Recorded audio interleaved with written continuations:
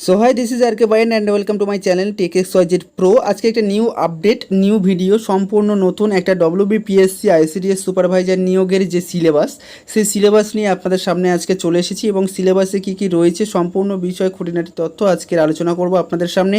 তার আগে বলে রাখি কার্যত এই আইসিডিএস সুপারভাইজার রিলেটেড 2024-এর দুটো তিনটে ভিডিও অলরেডি আমাদের চ্যানেলে আপলোড করেছি পূর্বে। সেখানে কতগুলো পদ রয়েছেন এবং কিভাবে আপনারা অ্যাপ্লাই করবেন, কারা কারা অ্যাপ্লাই করতে পারছেন, কবে থেকে অনলাইন পোর্টাল চালু হচ্ছেন, কিভাবে অ্যাপ্লাই করবেন, সম্পূর্ণ প্রসেস আমরা কিন্তু সেখানে দেখিয়েছি। আপনারা যদি সেই ভিডিওগুলো না দেখে থাকেন অবশ্যই করে সেই ভিডিওগুলো গিয়ে দেখে আসুন। সুপারভাইজারের যে সিলেবাস সেই সুপারভাইজারের সিলেবাস সম্পর্কে আজকে আলোচনা করব, সেটা সম্পূর্ণ দেখতে থাকুন, ঠিক আছে? সো চলুন শুরু করা যাক, লেটস স্টার্ট।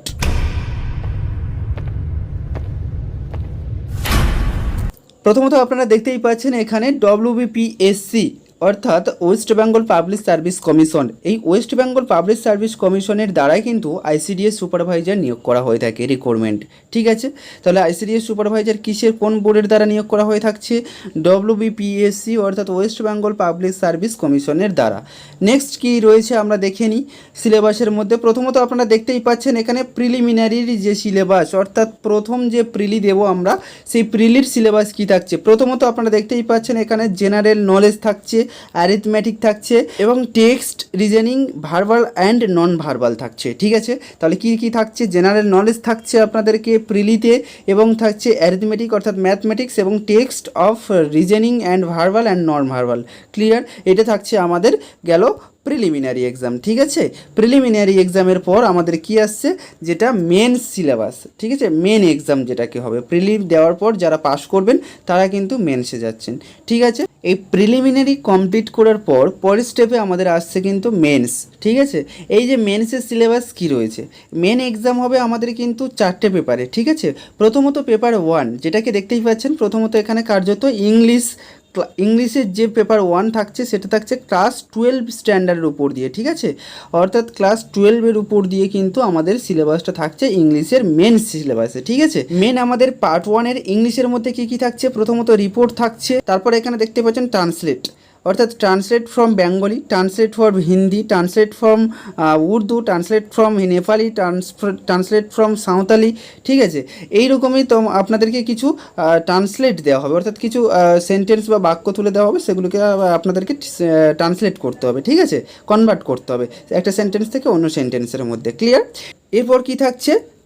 নেক্সট আপনারা দেখতেই পাচ্ছেন সামারি থাকছে, অলরেডি রাইটিং স্কিল থাকছে, গ্রামার থাকছে, অফ ইউজ ওয়ার্ড থাকছে, ভয়েস চেঞ্জ থাকছে, ন্যারেশন চেঞ্জ থাকছে, ডিগ্রি থাকছে, ঠিক আছে?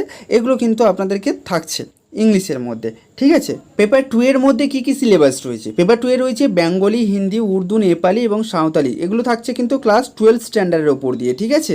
ক্লাস 12 স্ট্যান্ডার্ডের ওপর দিয়ে কী কী পড়তে হচ্ছে না, আমাদের সেখানে থাকছে কী কী না, ট্রান্সলেট থাকছে, translate from English to Bengali, ঠিক আছে? এবং থাকছে বেঙ্গলি সামার, এবং থাকছে রাইটিং এবং গ্রামার, ঠিক আছে?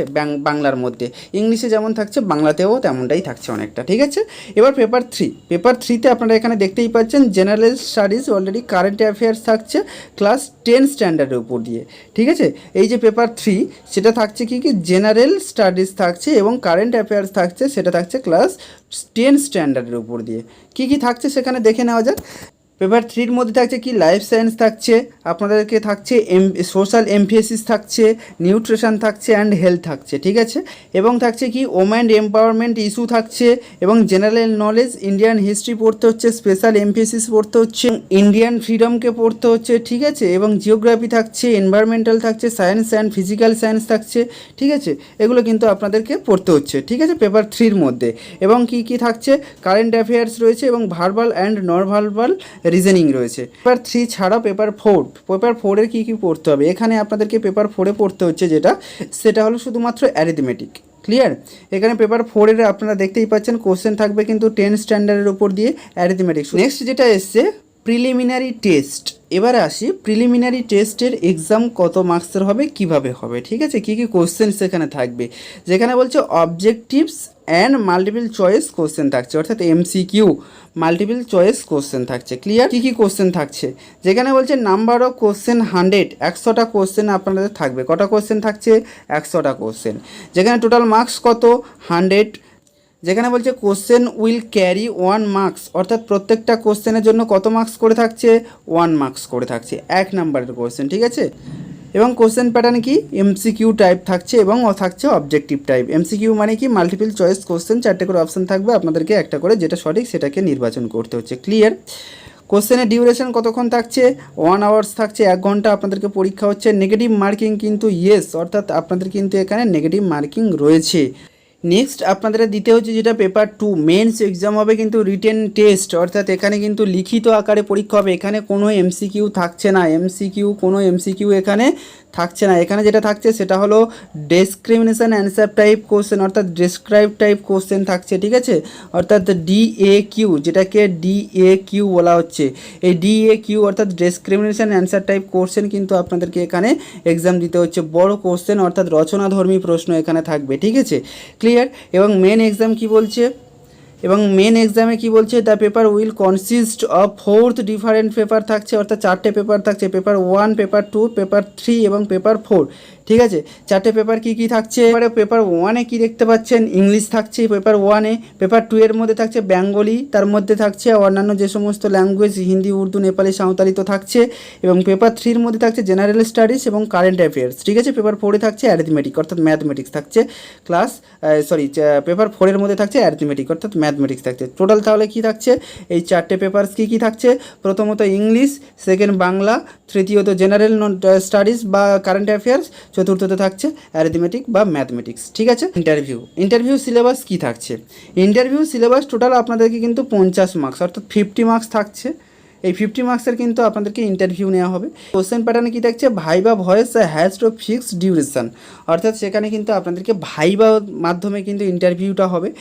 দেয়ার is no negative marking at this stage, I repeat once again, there is no negative marking at this stage, অর্থাৎ এখানে কিন্তু এই ইন্টারভিউতে কোনো প্রকার কোনো নেগেটিভ মার্কিং থাকছে না।